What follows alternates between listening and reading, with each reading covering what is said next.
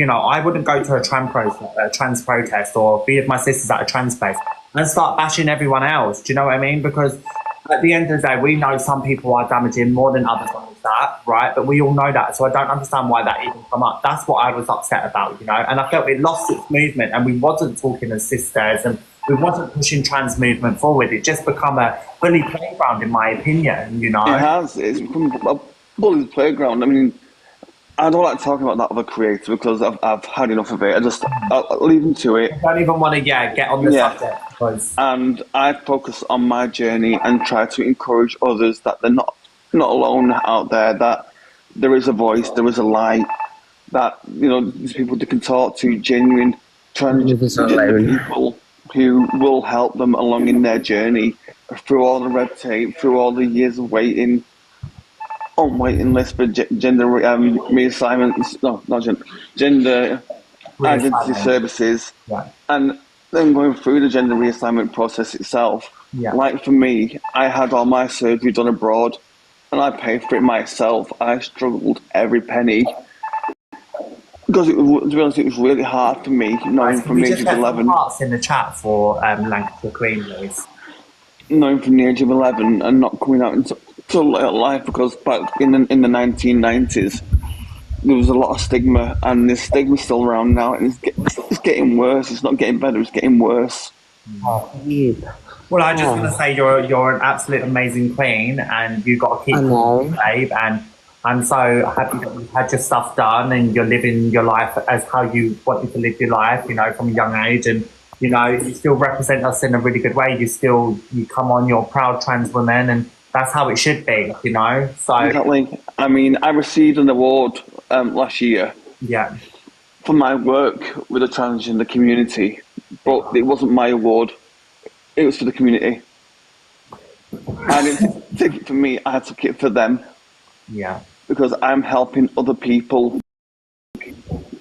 and I want to push that forward and keep going. And I want to have more friendly chats like this, and even have like meetups in public where we can talk about this subject in the public forum. And work on ways forward, and to get all this this non-sisterhood gone, because those people in that live, to be honest, they weren't speaking for me, they weren't speaking for you, and they weren't speaking for many others. They were speaking for themselves, trying to big themselves up. It was all about the gifts, the money, bringing it in. That's all they ever wanted, is the money, money, money. That's what they are. It's money orientated for them. It's a job. I do say in my live streams all the time, guys, like, do you know what? People do look after me, and I'm incredibly thankful. But I also do always mention this in my live streams. I always say, gift responsibly. Don't gift if you can't give.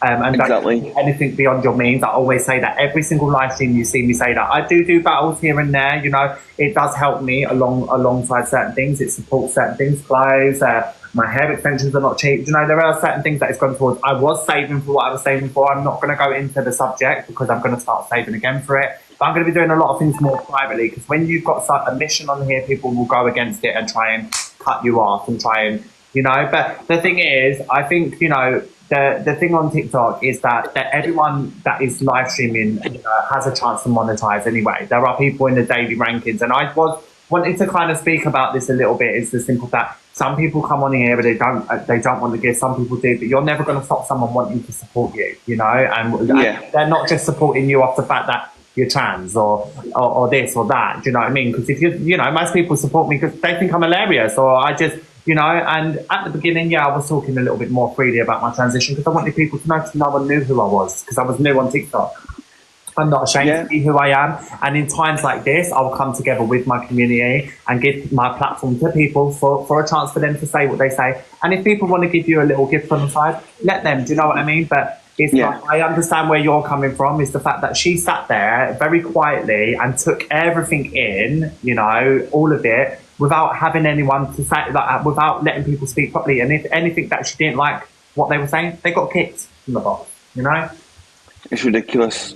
I think like you've got the platform on TikTok. Like, I always have to keep in mind that, you know, because I'm like 13 years into my transition, and to be someone who younger yourself needed when you started out, like, and TikTok is the perfect platform to be that person. You know, we all need. I looked up to trans guys that were way further along than me, and I thought, oh my god, I hope I'm like them one day. And they took me under their wing, and they helped me and supported me. And I think we've got to keep that in mind as well. The further we get in, that we can be that person for trans people that are just starting out or need someone. And TikTok is the platform for it. You know, it's the modern platform where you've got that opportunity. I'm just going to put Farah on the big screen because... Can I just... Oh, God, why is that a bloody big screen? Can I just interrupt for 2 seconds quickly? I'm about to go because I need to do things.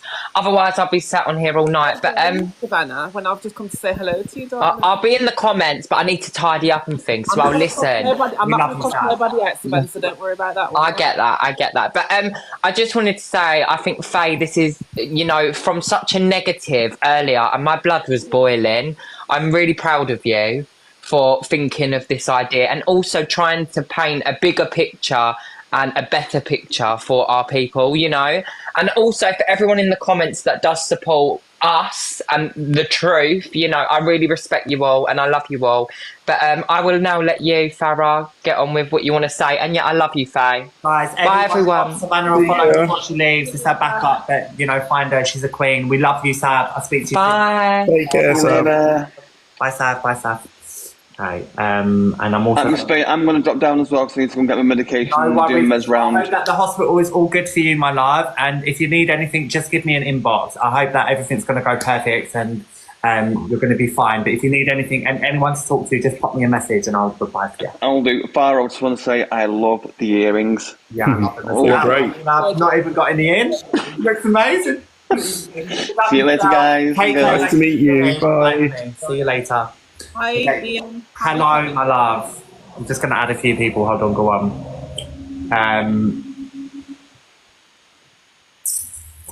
Okay, so do you want to start off or? I just want to say something. Obviously, I've got a burner account, so I was watching what was going on earlier. Yeah. And I know you're going to agree with this. I'll come off because I went on to Andrew's live to talk about about myself and stuff like that. Yeah. I just want to mention, I don't think I've seen anybody in there of colour. Yeah, no, you don't. Yeah. Very true. So that's why this subject has gone to myself when I bring it up. 1 minute. Hello, Sue! Oh, you better come and say hello to the ladies on the phone. I'm on the Face live. It's Juicy. Say hello.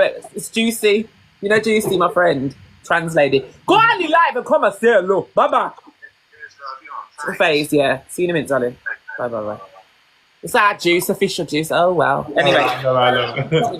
So what I was gonna say to you is there was not one person of colour, so Asian, black, not one.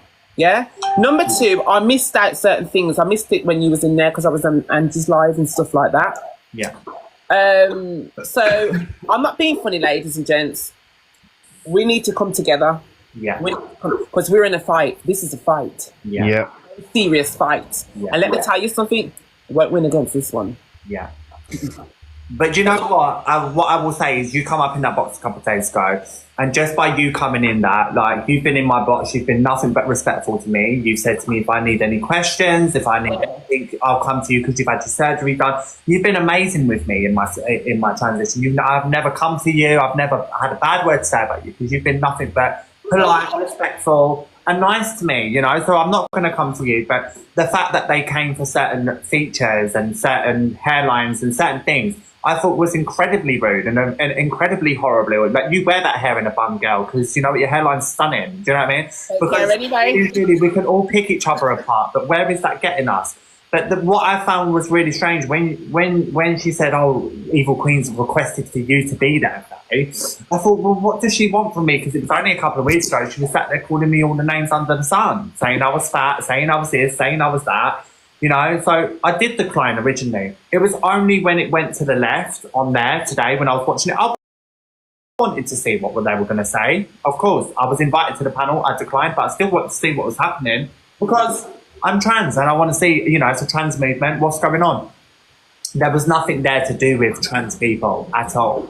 Nothing. It wasn't. There was nothing about Marsha P. Johnson. There was nothing about Rihanna. There was nothing about legends in our trans community, people that have sadly lost their life. There wasn't talk about suicide rate. There wasn't talking about, you know, people that have sadly lost their lives, you know.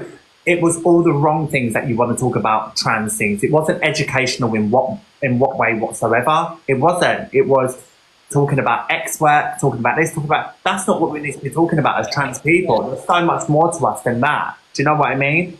We do what we need to do to clock the coin as trans individuals, you know? And TikToks give us a place where we can come on and use our voice. Yeah, we shouldn't have to be sat up every single day and be spoken to and degraded and been speaking to like a piece of fucking shit. And like we're something that we're, you know, strange people, that we should be all put on the planet with one another, because we are human. We all, if you cut me and you, we bleed the same colour. If you cut me and Rachel, we bleed the same colour. If we cut me and Ian, we bleed the same colour. People need to stop looking at trans people like we are strange, because we're not. We are most people that just want to live our life. But there was none of that going on the live, you know, there was none of that. And that's where I felt so angry. And that's originally why I knew I didn't want to sit in the box, because I knew it would gone that way. Because that's what it was meant to be about as well. It was meant to be about the bullying on TikTok and things like that. So, yeah. Bullies on here contradict themselves. Yeah. And everyone that was in, and that's why, remember when I asked her yesterday, I said to her, so who's in the box? And she said, oh, why does it matter? She went, when you was in the box. And I said, well, I want to know who's there, because when I turn up, and everyone that was in that box, except for Kyle, I've had a problem. Dimitri was online a couple of days ago saying that I'd not had this surgery, not had that surgery. Yeah, Dimitri. Bailey's been said that I need to fight Dimitri like the man I am. I'm not going to go there, do you know? Like, but, you know, if you'd like to tell us a little bit about yourself, and because you're an incredible trans woman and a great advocate, if you'd like to tell us a little bit about yourself. Okay, so my name's Lavinia. I'm 39 and originally from Brum, come from Brum. And I'm a woman of colour, biracial woman, because biracial is like mixed with everything. I transitioned, and I had done it a long time ago, and I've been doing it for most of my life, and I've done it by myself. I walked this path by myself. I've gone out and had problems with family calling me he still, and by my male name and uncle, and it doesn't bother me. I've let it go. Do you understand where I'm coming from? So for me, I've had it quite more difficult in certain little ways, because I come from a mixed family, and the black side of my family, black and white. So it's going to be more hard in the black community for me also. But I also see I'm coming into it with you guys now, because I've been in that part, I've transitioned, and I just want to push you lot to the next step. No sitting back, no relaxing, go straight full onto it. Because I was never online arguing. I just got up and wasn't watching what everyone was doing. I got up and I went and done my research, and I went and done it. Big up, Kyle. Yeah, can you, I don't know how much detail you want to go into. If anyone wants to ask me any questions, go ahead. I have a friend of colour, and she's trans as well, and she found it incredibly hard. So her family were Jamaican, and when she came out as what she was, they disowned her. She had nowhere to go. She was actually homeless on the streets, had nowhere to go. A lot of her friends were putting her up in places and stuff like that. Yeah. Would you say that when you came out, did you find these struggles like struggles for you as well, or? With you, I was always from 15. I was always by myself. Was doing my things, constructive, doing my own thing, practicing makeup, doing different things with hair and stuff like that. So I'd go out clubbing, I'd go on the gay scene, go on the straight scene as I got older, just to take the bashing, because I knew what was going to come. So if I went through that then go through it now, which is worse than now than it was back then. Yeah. Do you know what I mean? So I went through all that. I went through all that and stuff like that. And to be honest with you, I had my own place at 16. So I knew what was coming. I didn't want to hear, oh, you did all makeup, hair all over the place. You know what I mean? And I weren't comfortable around certain individuals in my household. So I got my own place in 16, do my own thing. Yeah. Because did you feel that, I don't know about you, but I felt that when I came out as what I did, I needed to go off and be in my own little bubble as well. Yes, that's what I did at 15.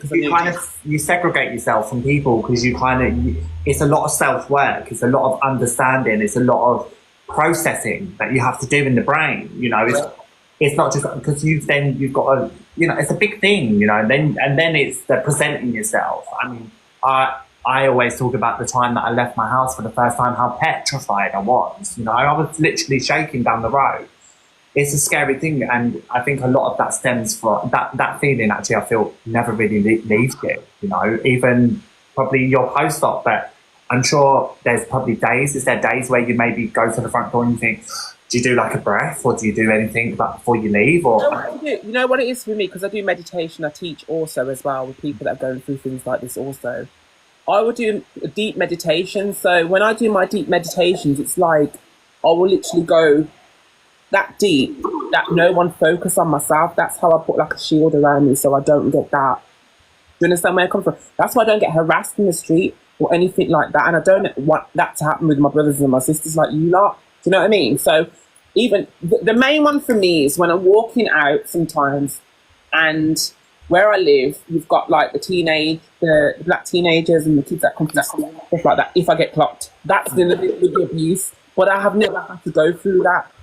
So that's another challenge I have to go through day for day, which I don't go through. I don't know about you, but teenagers for me, I have like an almost like, so I will avoid like times like 3:30 to like 5, you know, when they're going to be. I understand. My friends the same. I feel as kids, school kids, they clock you a lot more as well because they're looking and they're braver because they're young and they don't understand and they're braver. They're with their friends. They think it's fun to take the mic, you know.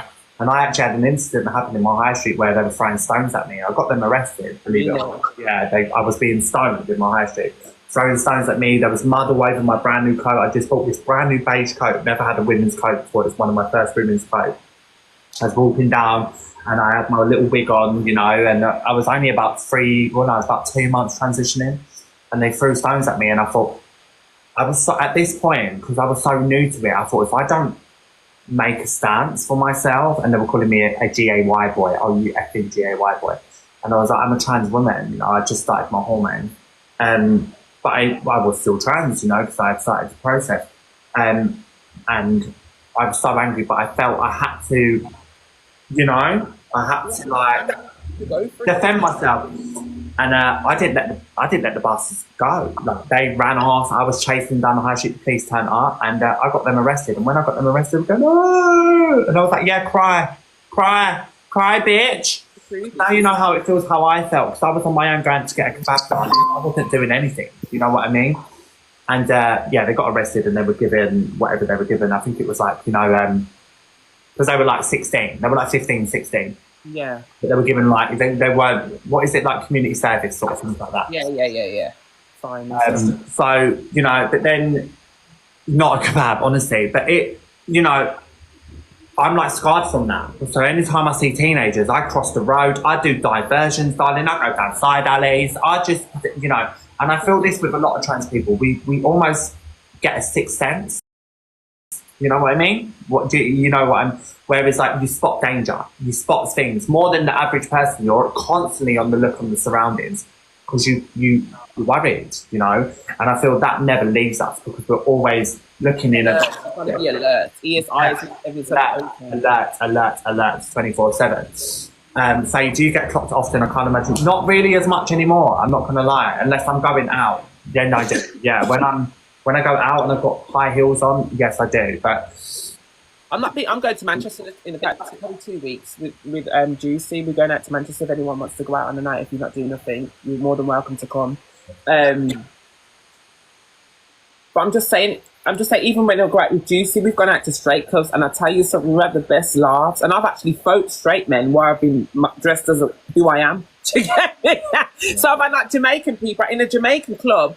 Boy, she fights like a man. I was like, I was a man. Do you know what I mean? It's just, I make friends through that. It's just like, wow. And that's the thing, like, you're not imposing on certain things. Like, first and foremost, I think that live that they were held in, it lost its thing as well because they were all kind of like they wasn't talking about being trans. It's like they were ashamed to be who they were, you know? And it's like, first and foremost, we're always going to be that. From the day that from the day we transition, we're always going to be trans women.